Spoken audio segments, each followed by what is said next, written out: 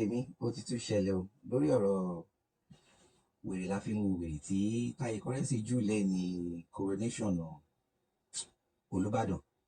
Àwọn ará Ìbàdàn ti yarí o, wọ́n ní Taye currency má tẹ ojú wa mọ́lẹ̀ o, wọ́n ní kò ń ṣe irú orin tó yẹ kó máa kọ níbi tí wọ́n ti ń joyè léléyìí o, wọ́n ní eléyìí tún gbẹnu tán o, wọ́n ní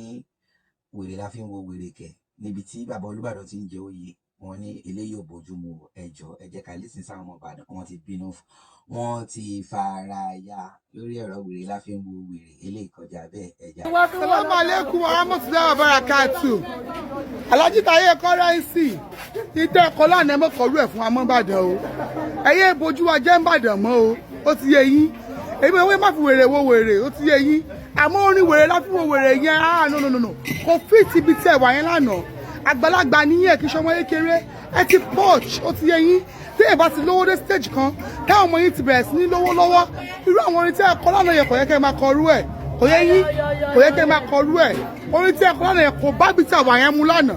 Èwo ni wèrè láti wo wèrè, mo ṣáà ń wò yìí náà, mo ṣáà dẹ́wọ́ sẹ̀kẹ̀ báyìí, mo bá bẹ̀rẹ̀ sí ní wò yìí náà pé àbẹ̀wò àgbà mi ni kí Alhaji nǹkan yìí táyà ń bá jà, ta ló ya wèrè, ta lè fẹ́ wèrè wò ẹ wọ́n kọ wèrè láti wo wèrè, kò yẹ kó máa lọ bẹ́ẹ̀ náà. Alhaji Taye currency ẹ need good manager tó máa manage yín, àwọn tó wà lẹ́gbẹ̀ẹ́ yìí yẹn àwọn settings yẹn ò bọ́ sí mi lè parọ́ fún yín, go and change your cabinet, ẹ change cabinet àwọn èèyàn tó wà lẹ́gbẹ̀ẹ́ yín, ẹ wá àwọn èèyàn gidi, àwọn tó yẹ kí wọ́n kàwé, you need a learned musician, àwọn sing writer gidi tó yẹ kí wọ́n lè wà lẹ́gbẹ̀ẹ́ yín, àwọn sing writer gidi, ẹ ṣe rehearsal rárá àti rárá lánàá yẹn, ẹ ṣe rehearsal rárá, ẹ kàn bọ́ sí stage ẹ kàn bẹ̀rẹ̀ sí ní kọ̀ọ̀kan tó wù yín ni, pé kí n máa kọrin bẹ́ẹ̀ kò yẹ kó rí bẹ́ẹ̀, ó ti yé yín, ọmọ Ìbàdàn ní yín. Alhaji Koyega tí wọ́n lo maturity kan lánàá, ó tún wá ní Alhaji Taye currency ẹ kọrin Ìbàdàn gidi fún wa, ó ti yé yín, ẹ wá ń kọ́ wa máa kú máa jó lọ jàbá bẹ̀, kí lẹ́ ní ẹ̀kọ́ kí lẹ́ ń kọ́,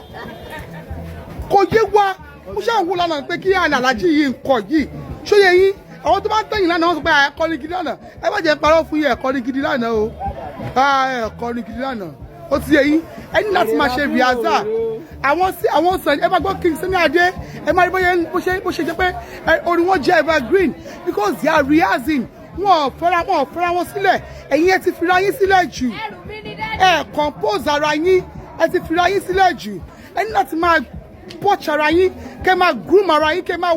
ṣe mọ̀, ẹ ní láti máa iṣẹ́ tẹ̀yìn bá ń ṣe tí yóò bá tí láti máa improve lórí iṣẹ́ yẹn, ó dàbí pé èèyàn òṣìṣẹ́ ni, ó ti yé yín, orin tẹ́ ẹ̀kọ́ fún kábíyèsí lánàá yẹn, ẹbí kábíyèsí kẹ́ fi yín ka pépà lánàá ni, ẹbí àwọn kan pa pépà ni, tí wọ́n kò kí náà ń kọ́, orin tẹ́ ẹ̀kọ́ lánàá yẹn ò tiẹ̀ kò bọ́ sí, ṣó ti yé yín, èmi ò lè bú yín because ọmọ ìlú mi ni yín, yín lè bú yín láíláí, ṣó yé yín because ọmọ ìlú mi ni yín, but ẹ ní láti change àwọn tó ṣé àwọn tó wà lẹ́gbẹ̀ẹ́ yín yẹn ẹ ní ìdí wọn, ẹ ní láti rú pẹ̀lú àwọn tush people, posh people, àwọn tó bá lé ayé mọ, àwọn tó ríran ọ̀rọ̀ kan, ṣó ti yé yín, kò jẹ́ bó ṣe jẹ́ ìmọ̀ràn mi fún yín nìyẹn.